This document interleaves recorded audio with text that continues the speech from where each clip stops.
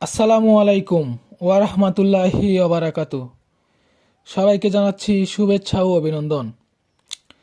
মানিককান্দি গ্রামবাসীর পক্ষ থেকে জনাব সাইফুল ইসলাম মেম্বার, মোকারম ভূঁইয়া এবং নূর আলম ভূঁইয়ার নেতৃত্বে মানিককান্দির রাজপথ, দুলামপুরের রাজপথ জনসমুদ্রে পরিপূর্ণ হয়েছে। বিটিকান্দি ইউনিয়ন বিএনপির উদ্যোগে আপসহীন নেত্রী, তিনবারের সাবেক প্রধানমন্ত্রী মরহুমা বেগম খালেদা জিয়ার বিদ্রোহী রুহের মাগফিরাত কামনা করার জন্য ৬ নং বিটিকান্দি ইউনিয়ন দুলারামপুর বাজারে দোয়ার আয়োজন করা হয়।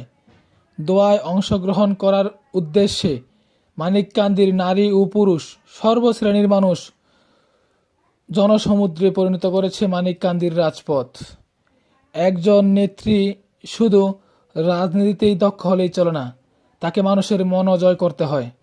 বেগম খালেদা জিয়া ছিলেন শুধু নেত্রী নয়, তিনি প্রতিটা মানুষের মন জয় করেছিলেন। একজন আপসহীন নেত্রী হিসেবে বাংলাদেশে এবং সারা বিশ্বে পরিচিতি লাভ করেছেন। আমরা বেগম খালেদা জিয়ার রুহের মাগফিরাত কামনা করি। আল্লাহ পাক ওনাকে জান্নাতুল ফেরদৌস দান করুন। আমিন সুম্মা আমিন।